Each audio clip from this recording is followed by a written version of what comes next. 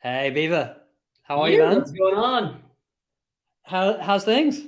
Things are great, man. Moving and grooving. Just finished up Nitro Tour. Been a heck of a summer and a couple events coming up, but finally got a few days at home, so it's been nice. Nice. And you were touring all over it was over the US, wasn't it? For like July and August and Yeah, basically we started in May and we went pretty much every weekend till 2 weeks ago. So through August, yes, sir. oh wow. Yeah. And how did it all go? Went great. Yeah, it was a really fun show. We added some new stuff into the show, and it was really good just to get back out there. Last year we did a few shows, but obviously with the whole pandemic, the last 2 years we've missed riding and performing in front of crowds. So it's been a Yeah, been a good time coming back. nice. It must have been good having the crowds back. Absolutely, yeah, it was really good, and just having the fans there. It's man, you don't realize what you got till it's gone. That saying's so true. Yeah. And having 2 years basically off with no tours, it was everyone was just psyched to be there. Yeah. And what did you do during that period during the downtime when there wasn't events? Yeah, during that time, I mean, a lot went down. I kept busy. I had some great sponsors that stayed by my side even when we weren't doing events. So we would do video projects, fun stuff like that, and then just kind of Yeah. work on the craft. Keep skating, keep training. But normally I'm traveling more than I'm home, so it actually gave me time to have a relationship. So I ended up meeting a girl in the pandemic, and we fell in love, got married, and yeah, been quite a crazy time. It's funny when the world slows down, how things can accelerate. That's Yeah. kind of what I learned in that time. Yeah. And congratulations. You got a bit of news as well. Yeah, we just found out we are pregnant, or she is pregnant. We are expecting, and little baby Fleming on board in March. So really No excited for that. way. Yeah. Cool, man. That's gonna be awesome. Oh yeah. And yeah, so I mean, kind of like I guess going from this crazy tour life on Nitro.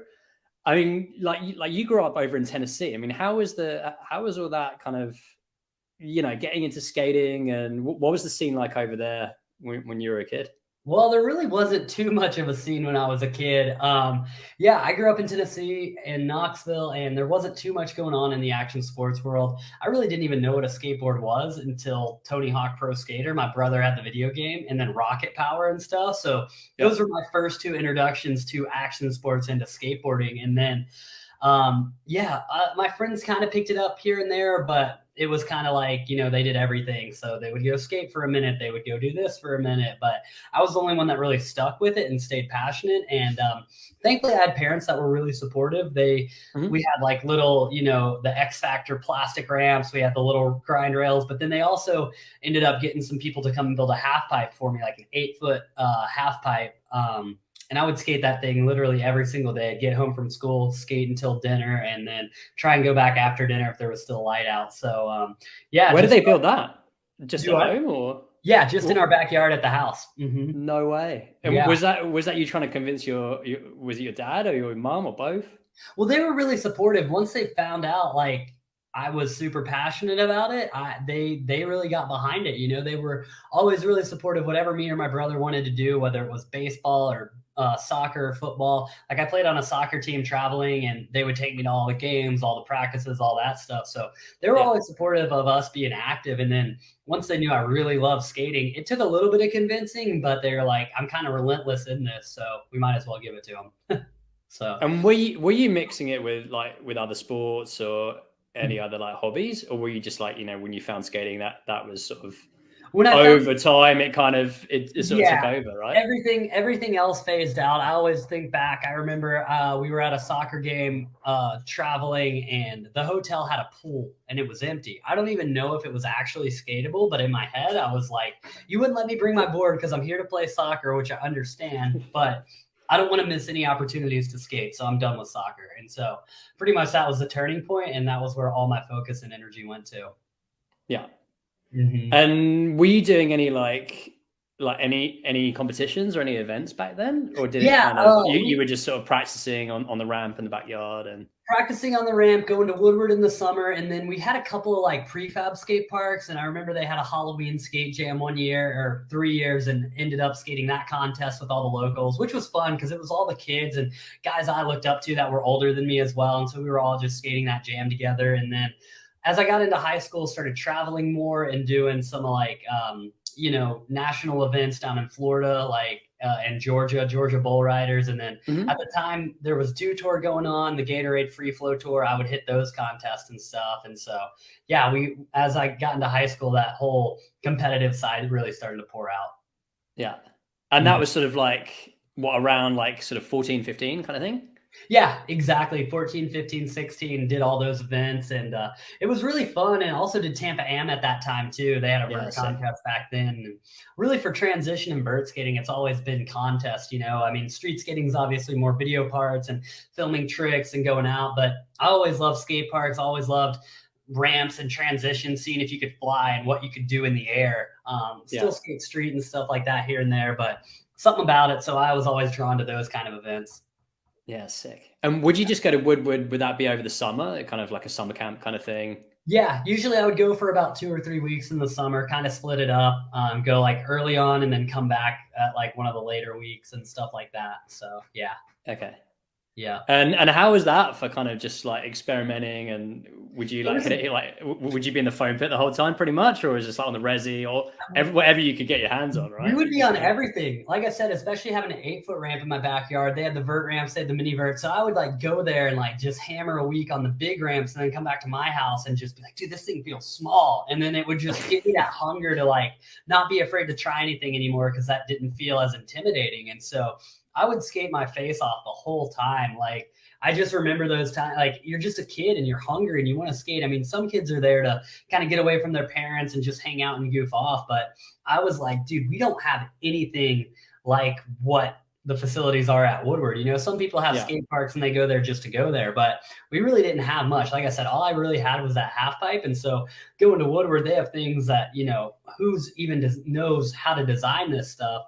All the things you could think of on a skateboard, foam pits, all that. So I was just in my pads from like 8 a.m. to 8 p.m., 9 p.m., whenever they call you into the cabin, and skating the whole time. And so the progression, I would learn more in a week than like the rest of the time at home, and then bring that stuff home and work on it the rest of the year. So it was a really cool time. And I enjoyed every bit of it.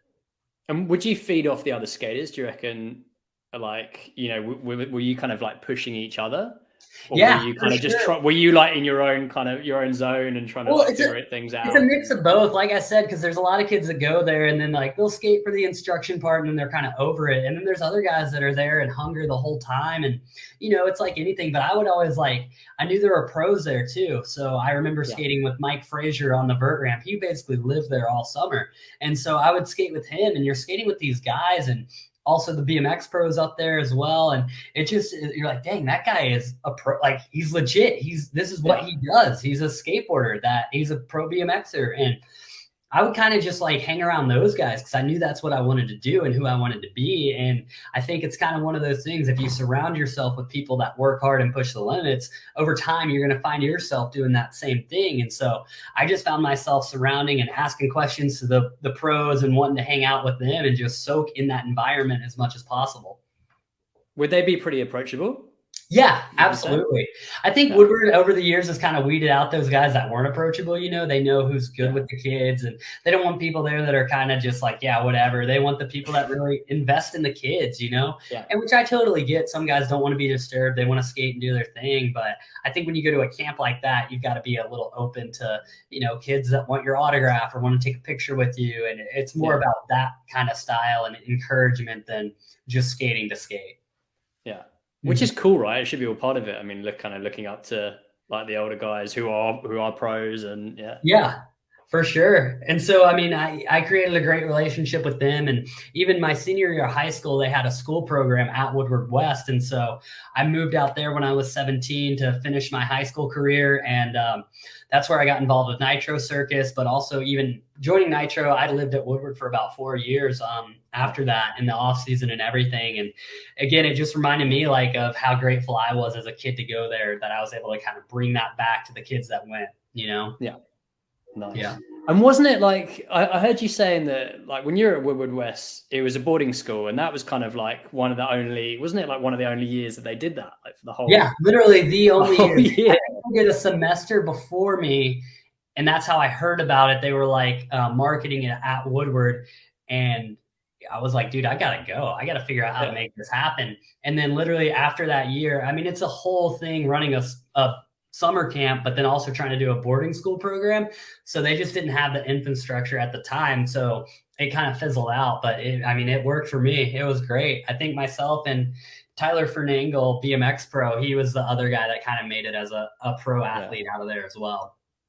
I mean, that would have been like, you couldn't even think of that, right? I mean, now like, I mean, I know they have like, you know, like specific schools if you're going for skiing or snowboarding or whatever it may be, or stuff like, you know, you can get extra time, but not actually, you know, like fully focused being based there. And for sure. And I think it was kind of the same thing as like kids that go to camp. It was like some kids were there just to get away, you know, parents sent them there and they weren't really driven or focused. But on my end, I was like, okay, so if I get all my schoolwork done, I have access to the ramps the whole rest of the time. So I would hammer out from like 9 to noon all my school, like for the first 3 days of the week. And then I'd have a few more extra days. And then I remember there were kids that just couldn't get their work done. And so they would be there the whole entire day. And for me, it just, again, it really kind of grounded me. I'm like, all right, if that's all I have to do to be able to have access to this, then done. It's easy. And I did way better in that than I did normal school, just because I was able to focus on it. And I think everyone learns different. And so public school, they try and teach you all the same things at all the same level. And it's like everyone's different, you know. I'm going to pick up something quicker than that guy, but it's also going to take me longer to learn something than that guy. So figure out how you learn.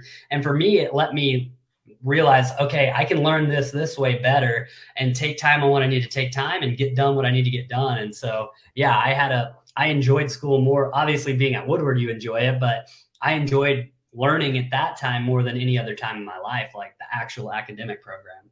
Yeah. And did you have an idea of like, you know, I mean, you were still pretty young. Like, did you think back then, like, this is what you wanted to do? Like that you could actually kind of make, like, when that finishes, when you've done with Woodward West, where are you going to go? And like, you know, could you actually become a pro skateboarder? Yeah, I always knew, literally since Tony Hawk Pro Skater, all I wanted to do was be a pro skater. You know what I mean? Like, I just had that mentality. And even when I didn't understand what it was going to look like, how it was going to happen, graduating from Woodward, I was still competing. Like I said, I got third at Tampa Am and Vert in 2012, but wasn't quite ready to go pro at that time. And I was like, I don't know what I'm going to do, but I know I've got to do something with skating. And really it was, as I was graduating, I'm like, all right, I just need something to happen, something to shift, an opportunity. And I always talk about, you know, I'm a motivational speaker. And so I always firmly believe that if you prepare yourself for opportunities, opportunities will present themselves to you. And sometimes I think in life, we don't even realize what we're preparing for. We're just doing what we do. I had a creative mind and trying tricks into the foam pit. And Travis Pastrana just happened to show up at camp with Lindsay, his wife, who was a pro skater. And he was filming me before we even talked. Like, he was filming some of my lines in the hangar, and then I was trying these tricks in the foam pit. And again, I was just wanting to see what's possible on a skateboard. That's kind of the whole Nitro mentality, right? Pushing the limits of what's possible in action sports. And so he saw that and what I was doing, and he's like, dude, we've got to have you be a part of our tour. And so, like I said, wasn't quite ready to go to the pro level competing, but had a unique style and was trying different things that led it to be like, okay, maybe not pro contest right now, but hey, you can come do these pro demos with the top action sports athletes in the world because you're carrying something different. And that just really unlocked a whole new world for me. Obviously, I was a huge fan of Nitro Circus, you know, watching Pro Skater, watching the X Games my whole life. I loved watching everything action sports, whether it be BMX, motocross, skateboarding. I was watching every event every time. And I'll never even forget when Travis first did the double backflip on the dirt bike at X Games. I'm watching this at my grandparents' house. They're all watching a football game or something. I'm like, I don't care what you guys are doing. Change the channel right now because you have no idea what you're about to see. And I don't think they really got it. But for me, I was like blown away of, you know, just seeing a guy take a dirt bike and do 2 backflips and 1 jump. Like, what the freaking heck? That's incredible. And I've just always loved just that mentality of like, is this possible? I don't know, but there's only one way to find out. And I've kind of taken that approach in my skating. But again, it just kind of opened up that whole door. Like growing up watching Nitro Circus, there was never skateboarding in Nitro. but I had the opportunity to bring that to it. And I think it's been just such an incredible thing. And I've been touring with Nitro Circus for 10 years now as kind of the only skater. They had Lindsay on a few tours, but yeah, it's just been wild to bring the skate world into Nitro and also to the fans of Nitro, show them what skateboarding can be. And it's been a wild ride, man. The last 10 years has been almost a blur of just epic adventures, opportunities. And like you started that question, did you know you wanted to be a pro? I absolutely knew I wanted to be a pro. I didn't think this would be the journey it would have looked like. You know, I thought it would have been the contests, the videos, whatever. But this has been more than I could have ever dreamed as a kid, because it's given me the opportunity to travel more countries than I can count all over the world and create new tricks and styles. So it's been more than a dream, for sure. And it's a super unique path within skateboarding, right? I mean, like you were saying, you know, you're like the only main skateboarder on Nitro, and then like getting invited when you were 18. Yeah. How was that first event? So you're flying over to Australia. I mean, what's going through your head? Are you like, dude, this is my shot. Let's try to send it. It was literally my 18th birthday, and I'm on a flight to Australia to do the show and be a part of it. And I have no idea what's going on. I remember, I think there's footage somewhere of my first jump on that ramp. I'd skated the mini mega at Woodward East and had no idea what a real mega setup was. So I'm on like stock bushings going down the huge gigantic roll in, and I get speed wobbles and I barely make it over the gap. And then Lindsay pulls me aside and is like, "What is your board?" And like, redoes my whole board for me, and so we can figure that out. And I just have no idea what's going on. Like, obviously, like, I can skate and stuff, but this is a whole different style than I'm used to, but what I've always wanted to do. And then going into the show, I'll never forget, I was so nervous. Like, I didn't know really anyone else in the crew. Travis wasn't on that one. He was the only one I'd met, and Lindsay. And Lindsay was there, thankfully. But yeah, no one else I'd really known. I'm just this young kid jumping in with all these moto and BMX guys. So I'm already feeling like an oddball. Actually, Bob Burnquist was there on my first tour too. He ended up doing a few shows on that tour. And so he helped me out a lot. But I'll never forget the very first guy that jumped in the show, like, was going for a Superman seat grab on his bike and just lost the bike right off the jump and crashed. And the crowd went nuts. And what I realized was, like, they just want to see you fly through the air. They don't care if you landed or not. And so it took a lot of pressure off. It's not like a contest where you got to land everything every try. It's like, no, we just want to see you guys like throw what you got. And if you land it, epic, and the crowd goes even crazier. But if you crash, they're still going to get behind it. And so it's been fun having shows like that where we can really kind of let our, you know, craziness out and try stuff that maybe we're not going to land first try, but it's going to look wild, and people appreciate that approach. Yeah. Mm-hmm. And like, did you like get time to practice, or were you kind of like, you were kind of sort of sent out? And I didn't get much practice. They practiced to an airbag the first day, but I remember we had gnarly storms, and so I missed my my flight got canceled and delayed, and so I didn't get there till like a day before the show when I was supposed to be there like 3 days before the show, and so I didn't get too much time to practice. But yeah, it was a good time for sure. We got out there and got some stuff done. It was definitely, like, looking back on the footage, I'm like, wow, I was squirrely at that time. But again, 10 years of doing it, it's just funny how the show's evolved. The trick I was doing at the very end of that show is now like one of my first jumps in this tour. So the progression and evolution of how it goes is pretty amazing. And how's the ramps? Has the mega ramp, has it changed at all? Like, since, like, looking back? Like, with Nitro, it has. With X Games, it's kind of been the same trajectory, same thing. But Nitro, we've done a lot of work out at Travis's house designing ramps with the airbags and stuff. And so typical mega ramp, they're just like this, right? It's how far can you go? You don't really get a lot of pop off it. The new Nitro Moon Booter, it's like straight up, and you're only gapping about 28, 30 feet, but you're going about 25 feet up. So rather than going 60 feet long, you're going like boom. And so it just gives you a whole different trajectory to try different things, you know? And so that evolution's been really fun to be a part of. This year we integrated a fun box in the middle of it. So basically on a scissor lift, they built this platform. Yeah, that's mad. Oh, it's so scary to this. Like, every time we would do it, it got really scary because there were a few shows we weren't able to do it at. It just didn't quite work out. And so we didn't really get too much practice on it, but it's about, I think it's a 16-foot gap up, 14 or 16, and then about 10 to 12 foot down. And there's not much room for error. Like it's really narrow. The higher you go, the narrower that thing gets. It's like 8 feet wide, but it doesn't feel wide enough when you're up there. And how do you get your head around that when they're introducing new things? And because I guess you get used to it, you get used to kind of the certain dimensions of the ramp, and then if it changes, or like when they brought the scissor in, right? Yeah, I mean, we did a lot of testing at Travis's. Thankfully, there we were able to like kind of his ramp is on a driveway, and so we could kind of start at one spot, raise it up more, and then just get to where like, okay, we're not like, how fast are we going on the show? How fast are we going here at practice? And then we kind of just literally had a radar gun, and we're like, okay, we're going about 28 miles an hour here. That's about how fast we go on the ramp. And so that was how we kind of worked that math out. And it's crazy because it just, again, looks terrifying when you're up there, but if you just go and get that right pump, it works perfect every single time. But it looks like it shouldn't. Like, has there been any kind of like favorite places that you've been over that time, like on tour, or just competing in general?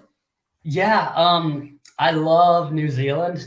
We've gone to a lot of times. Australia as well. Those places are just incredible. We're getting ready to go to Australia for the Nitro World Games vert contest here in a couple weeks, and then nice. Yeah, one of my other favorites for contest is Simple Session in Estonia. Is unreal. That place is incredible. And I don't know, I never thought, it's just such a random place, but there's so much like history there and really cool castles and things like that. And it's always a fun one to go to as well. And it would always be in winter, right? I think now, like sort of last year or so, they've changed it to a summer location, but you kind of go in there and it's like snowing and like, which is kind of cool. I kind of like that vibe a little bit more because we don't get that much out here in California. So it's cool to see something different, but it's really cool to see that town, and they love action sports there. Like they love skateboarding and BMX. Like that event's been going on for 20 some years now, and it's kind of just the beginning for them. Yeah. Nice. And how have you thought about like the whole, I guess, the progression of skating, or of your style of skating, like hitting mega ramp and kind of going big? Like, how's that kind of been? Like, have you thought, like, do you kind of have a thing where like you feel like you constantly got to be inventing new thing, like you got to be trying new tricks and stuff like that, or you kind of just like let it see how it unfolds and just let it go? Yeah, it's kind of one of those things that you just start trying stuff and let it happen. It's not like I'm just sitting there thinking, what trick can I learn and do? It's like just having sessions on the ramp and skating and riding. Like I said, with BMX and motocross guys, you're kind of watching what they're doing, and you're like, I wonder if I could kind of get something similar on my board and with my board on that. And that's kind of how the progression's gone for me. Even these last couple tours, I really didn't think like I was going to learn anything new for each one, but ended up learning new stuff at all of them. So it was really cool to kind of have that. Yeah. Do what? That's crazy. What, so you like every year kind of thing, right? Or every year something new just kind of comes to mind, and like joking around with like the guys, they're like, oh, what if you try that? And it's like, maybe that didn't work, but like for instance, Dusty Weigel, he is the world famous land boogie boarder on Nitro Circus. He goes down the ramp on the boogie board, but he was like telling me, oh, you need to do like a heel clicker backflip. And so I was trying that and I kept getting stuck, and I was like, that's not really working. But what I learned in that one was the body wrap backflip, which was literally a special trick on Tony Hawk Pro Skater, like throw the board between the legs while doing a rodeo. And literally that one just happened as a joke. And then it became like I was doing that trick almost every night. And it was really funny because like I'd never really thought to try that one. And then like I'm trying the trick and I'm looking at the footage. I'm like, dude, I remember doing this trick on the video game. And so, yeah, things like that are really fun and keep it exciting. Yeah. And where do you think it's going to go? I have no idea. Honestly, we just keep going bigger and getting better. And it's going to go, I think, more flips and spins and, things like that, I think are going to go next level, like double corks and things like that. Kind of like what snowboarding did, they evolved big time in the flips and spins. And I think it's something skating hasn't. I mean, they're starting to, like Mitchie did the 1260 a couple of years ago, which was, no one ever thought a 900 was going to happen, right? Back in the day. Yeah.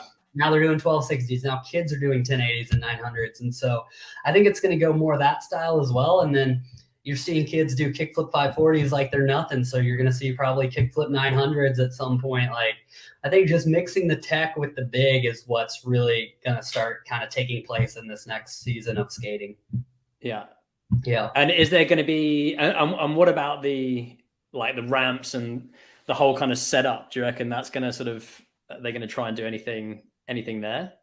Yeah, I think the ramps are always going to keep evolving. Like even Elliot, he's got his mega ramp to back, like mini mega setup. And I think things like that are going to keep going as well. I'm hoping there's more like kind of skater cross style stuff. That track down at Claremont is so unique, but I don't think it's been utilized to its fullest capacity. That's still version 1.0, but I think there's a lot more they can do with it and integrate different styles and features in it that could make it almost like snowboard slope style is kind of what I see with that. I think would be really cool. Like imagine continuing Elliot's for like 5 more hits and having a couple more rails and offsets and a hip or something like that. I think something like that, almost literally like the fun track on Skate 3, you know, having things that are just unique, different, and you can go huge, but also get really technical on. Yeah. I always kind of think back of when Danny Way, when he did the Wall of China, and when that all was going on, right? And he's kind of, it's almost like whatever you can imagine, you actually then, you know, build it, and you know, is it possible basically? And yeah, exactly. But that's what I think could be cool and unique is like on the mega ramp, and especially the Nitro ramp, we don't have a quarter pipe, so it's like, all right, walk up all these stairs, one trick. Walk back up these stairs, one trick. You know what I mean? But in mega ramp, it's like, all right, you're going up the elevator, up all these stairs, one jump, one quarter pipe, like 2 tricks. And it's like, you know, skating at a park, you're trying to put lines together. You're trying to use the whole course, keep things moving and flowing. And I'm like, dude, if you could get like 8 to 10 mega style hits on something, would just be incredible. You know, have a couple of quarter pipes in there, have a couple rails in there, and then huge gaps. Like something like that would just be ridiculous. And I don't know, I just think it would be so much fun and visually appealing, almost like slope style mountain biking too. You know, they're going down these massive mountains and making these turns, and they have the step on, step off thing. So I think there's all these features that are there. You know, like even Bob at Bob's house, he has the rail, he has the manual pad, he has the gap, he has the hip, but they're all, you can only hit them one at a time. You can't link them all together. But if you could figure out a way to integrate every single hit into one, would just be something, really, I don't know, I'm getting all amped up now. Sort of like a kind of like a rampage sort of like mountain bike setup, right? But sort of looking at that, and I mean, how many people could actually do what you guys are doing? I mean, you look at it, like it's not like, I remember being at X Games Sydney, and I was sort of we were just like looking at the mega ramp, and I was there with like, you know, a couple of the street guys, and they were just like, I was like, are you gonna go up there? There's like, there's no chance. There's no way. Well, there's more of them doing it now, and I think the mega ramp's good, but I don't think we necessarily need them to be that big. Like Elliot's setup, there's even a few girls now hitting Elliot's kind of setup, which is about 30-foot gap and then 20-foot quarter pipe. And so I think the mega's great, but I don't think there's going to be people that really care to go that big anymore. But I think there's going to be more people that care to go that big, or care to go big in their tricks, but on a smaller scale. You know what I mean? Like even talking with Elliot, he's like, dude, I've pretty much tapped out what I can do on that. You know, he's like, he did the same run for 4 years and won, you know, like 7 to 9, 7 to 9, 7 to 9. And he's like, there's really not much more we can do until we change it and mix it up. But now you're seeing like them do all this crazy new stuff on his setup where it's 4 jumps now. And it might not be the biggest things ever, but you're linking it together. It looks really stylish, and kids are going bigger now. And I think that's how you'll see progression take place in a different way. Which again, I love about Nitro. It's like the mega ramp's always been about going 70 foot long, but why aren't we going 40 feet high? So we have a different trajectory. Now BMX guys are doing triple and quad backflips, which was never possible. You know, people couldn't really double flip the regular mega ramp just because it was like a bank going off of it. But now you're seeing people do triple flips every single night. And it's like, that is just unreal and ridiculous. So Yeah. I think you just always got to be adaptable and be changing things and mixing it up.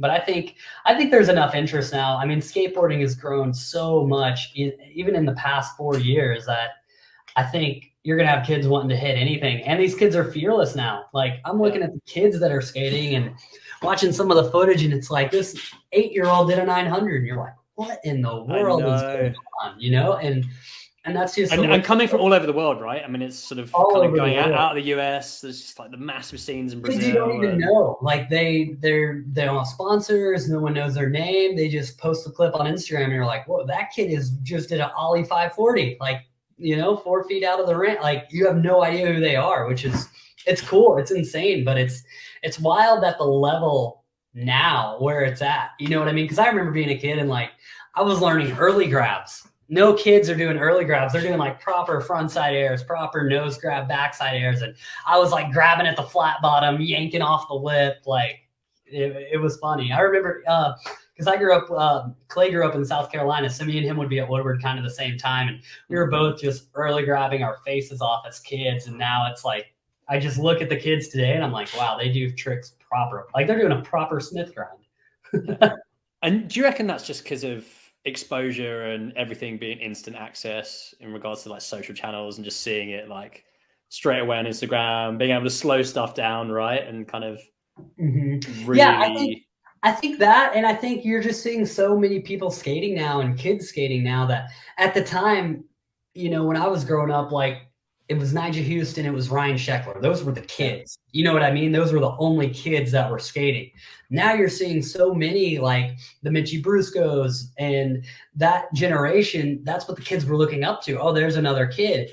Now there's so many of those kids that you're just seeing, okay, he's my age and he's doing all that. I can be doing all that. And I think there's something when you're a kid and you're learning, like you just learn at such a fast rate. And so obviously social media, you're seeing what everyone's doing and you're like, okay, well, that's what I need to be doing. And it just kind of puts like that into you, like, okay, this is what's possible. But I think again, at our age, we didn't really have kids that were doing the things that are being done now. So we were looking to the older guys and trying to figure out, but almost felt like, well, we're not old guys, like older guys, we're not adults. So we have to have this kid kind of style. Yeah. That's sick. And what are you going to be working on? So like World Games is coming up in Brisbane. So that's kind of the main focus for now, right? Yeah, I hadn't done a vert contest in a long time, so I'm excited for that to get back into that flow. But yeah, we're doing World Games, and then right after they're doing like a another World Skate Vert Championship. So I'm kind of skating the vert more than I have in a long time, which has been fun because I've always had a spot in my heart for vert skating. That was always what like I saw growing up that I wanted to do. And so yeah, we'll be kind of training on that. I'm actually coming out to Australia a little early, October 8th. We get out there, and so enjoy a little pre-contest vacation kind of deal. Yeah, cool. Yeah. And are you going to be traveling around there, or are you just going to be like in Brisbane? And I think we'll be Brisbane and Gold Coast, kind of that whole region. Yeah. Yeah. Nice, man. Where are you located? So I'm over in Portugal, but I used to, I lived in Australia for about 7 years before I moved over here. Okay. And I studied on the Gold Coast. I was doing like a surfing sports management. It was a surfing studies course. This is kind of going back like early 2000s. But yeah, it was a good spot. I mean, like the whole sort of the surfing setup there around like Superbank and stuff was cool. Right on. Yeah. So and if people want to follow like everything you're up to, what's the best way that they can get in contact? Yeah, probably Instagram is what I'm most active on. Always trying to reply to the messages on there as well. And have a website, beaverfleming.com, YouTube channel, have all those things. I'm trying to get more intentional on the YouTube channel, building that stuff up. But Instagram's probably the easiest. I think that's what everyone's using nowadays. And I think everything on my Instagram links to my Facebook. So if you're a Facebook person, mom or dad out there, you can find me on there as well. That stuff's always growing. Nice, man. And with the YouTube stuff, is that kind of doing, it's both like kind of doing more kind of speaking as well as obviously skating? Yeah. Yeah. The speaking stuff's been really interesting. The last couple of years, it's really grown. And again, I've always had a dream of living my dream, you know? And so I want to encourage kids that are out there, like, my story can be no different than yours. Like, I was a kid that was passionate about skateboarding, fell in love with it, and was able to make a career out of it. And whatever it is that you're passionate about, it doesn't have to be a skateboard, but work hard, stay faithful to it, and you never know what doors are going to open. Kind of like I talked about, like, you prepare yourself for opportunities, they will present themselves, and you'll be ready for it, and you can make a really just beautiful life. I think the more I've learned, I've realized what has been shown to me, and that there really just are these principles that in life, you know, you work hard, you will be rewarded, and staying faithful to your craft and what you feel, you know, you're called here to do, and having that motivation to really create a beautiful life. I think success, right? Everyone in the world wants success, but at the end of the day, success isn't an amount of money in your bank account. It's, to me at least, I think everyone has their own definition, but it's like waking up with a passion, being able to create a lifestyle that I love. You know, I'm so blessed to be able to have the resources that skateboarding and these speaking events have given me to live where I want to live and train and skate and pursue what I do on a daily basis, not have a regular 9 to 5, but really just still creating that life and legacy that I want to have, especially with a family coming along too. It's been amazing. And again, if I was able to do it, I want to encourage everyone else, like, work hard, stay passionate, and you'll make something beautiful out of your life.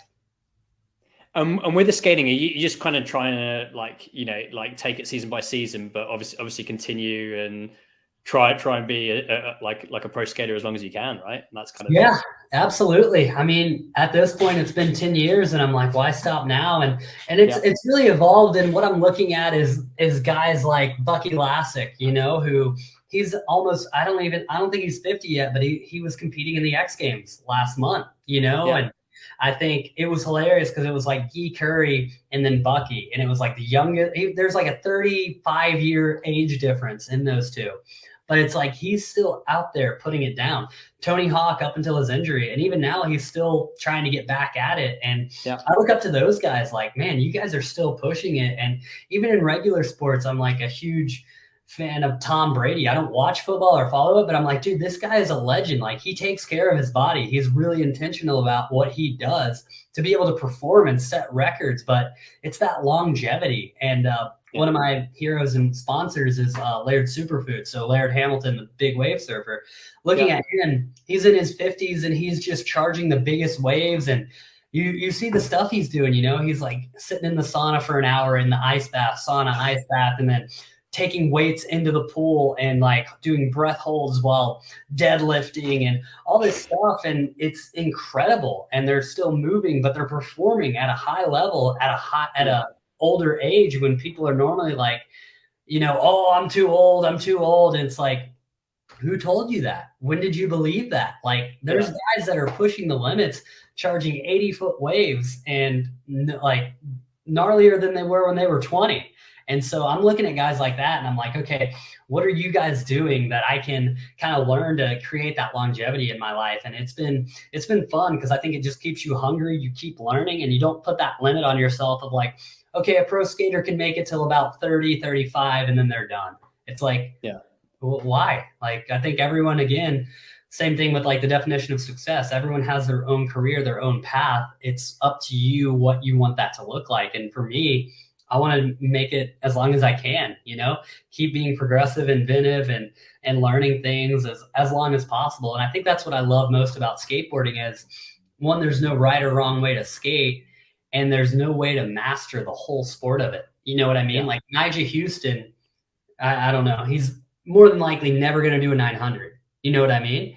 But then guys that are doing 900s, 1260s, Mitchie's not going to go hit a 20 stair rail. There's just, it's not going to happen. And I love that about skateboarding. It's like, even if you master and you're the best of the best at vert or mega ramp, there's still going to be something in the street you haven't quite figured out yet. So I still love going out, and like the other week I learned switch tray, or like a month ago I learned switch tray flips. It was something I'd never tried or learned, you know, and it's just like, I was just as psyched about landing a switch tray flip as I was like a trick I've never done before or no one's ever done. And it's one of those things that skating, you can always push yourself in some way. And it doesn't have to be this massive, huge, you know, milestone. It can be just, you know, landing your first kickflip. I'm sure you remember that. Like everyone remembers their first kickflip. And I just love seeing things like that. And that's where the joy and the patience, being patient too, as well, right? Like you're not going to land a kickflip your first try. And I think skateboarding can really teach you to be patient with yourself, and you'll be rewarded at some point when it goes down. Which is like, I mean, it's like a solid life lesson for everything, right? I mean, the whole patience and kind of, I don't know, all the similarities and metaphors you could use for skating, like, you know, getting back up and, you know, all the cliches and stuff. But yeah, I mean, it's sort of, it's real though. Feels like that. There's a reason they're cliches, but at the same time, it's real. It takes persistence to be successful in anything you want to do. And again, I think back to being a kid and trying these tricks at the skate park and wanting to put them down. And it's like, you're just slamming and slamming and slamming. It's like failure over and over and over, but then you finally get it. And it puts something inside of you that kind of really just shows like, man, we can do so much. And I love that they, even in the real world or like the business world, they talk about skateboarding all the time, like the persistence it takes. And if we can be persistent enough to like slam our physical body into the ground, like skating's so different from, you know, even against surfing or snowboarding, like the concrete hurts so bad and it's going to take you out time and time again. But if you can get up and overcome it, it just sets you up, I think, for being successful in any endeavor that you take in your life, whether it be a relationship, business. You know, you can use that. It just puts something in your mind that you're like, okay, I overcame this. We can work through this. Yeah, absolutely, man. Cool. Well, Beaver, thanks so much for your time. It's been epic chatting to you, man, and good luck for the events that are coming up and over in Brisbane. I hope it all goes well. Absolutely. We'll definitely be keeping an eye out on social, and Awesome. Sounds great, man. We'll appreciate your time. Honor to be here, and stay blessed, my friend. Thanks, man. You.